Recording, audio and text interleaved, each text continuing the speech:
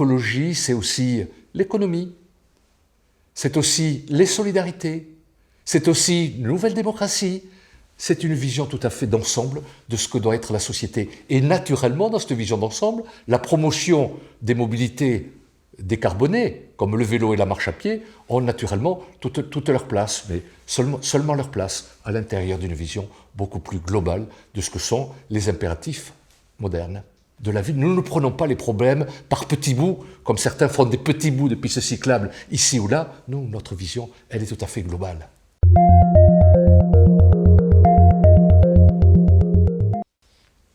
C'est exactement l'inverse, j'ai envie de dire. Les écologistes sont précisément les seuls à avoir les pieds sur terre.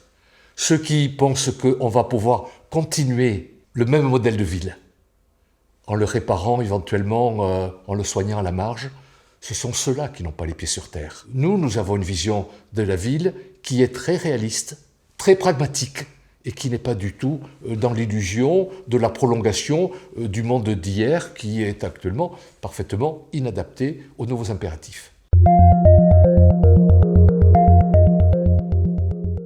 L'écologie ne doit être confisquée par personne. C'est d'abord un état d'esprit, l'écologie. Et c'est aussi des qualités. Des qualités parmi lesquelles je mets la détermination, l'authenticité des convictions, mais aussi l'anticipation, c'est-à-dire savoir aujourd'hui, d'ores et déjà, dessiner ce que sera le monde de demain et non pas se réfugier dans des vieilles lunes, dans des vieilles recettes qui ont largement prouvé, ici à Bordeaux comme ailleurs, qu'elles n'étaient pas à la hauteur de ce nouveau monde qui est en train de naître.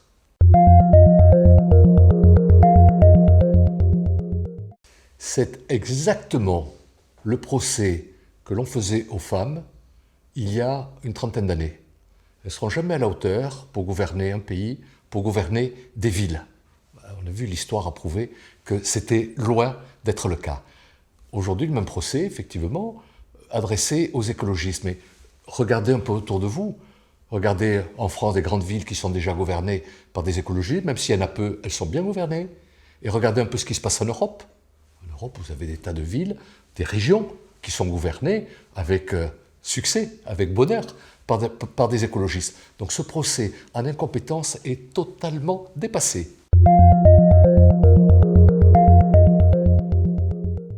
Pour emprunter une image footballistique, je dirais, notre liste, c'est une équipe qui vit bien. Et qui vit bien depuis des mois. C'est-à-dire le programme que nous présentons aujourd'hui aux Bordelaises et Bordelais, nous l'avons co-construit ensemble, nous avons travaillé ensemble. Ce n'est pas une alliance électorale de dernière minute, c'est un travail de longue haleine. Et ce travail de longue haleine est assez rassurant parce qu'il assure vraiment la cohésion de notre équipe.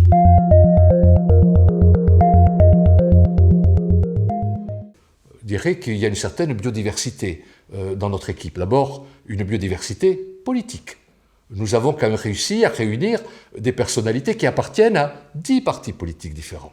10 partis politiques différents, donc c'est quand même, je crois, déjà un exploit, mais aussi, au titre de cette biodiversité, la moitié de la liste est composée de personnalités bordelaises qui ont décidé de s'engager pour la première fois en politique, en considérant que l'heure était grave, qu'il ne fallait pas regarder passer les trains, qu'il fallait se retrousser les manches et qui ont voulu rejoindre notre dynamique pour qu'ensemble, on co-construise ce programme et que demain, ensemble, dans un esprit de cohésion qui a toujours été le nôtre, nous gérions les affaires de la ville de Bordeaux pendant les 6 ans qui viennent.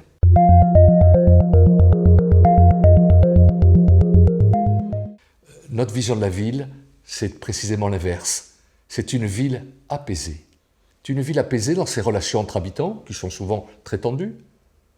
C'est une ville apaisée dans les relations entre les administrés et les gouvernants, qui se sont beaucoup tendus ces dernières années. C'est une démocratie apaisée, où enfin on consulte avant de prendre des décisions importantes.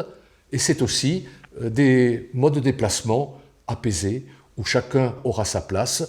Ça sera un peu moins la dictature de la voiture que ça n'a pu l'être pendant quelques années, mais c'est vraiment l'apaisement qui présidera à l'ensemble des décisions que nous serons amenés à prendre pour ces 6 ans qui viennent. Si vous le permettez, ce ne sera pas le mot de la fin, mais le mot du début d'un rendez-vous historique à Bordeaux.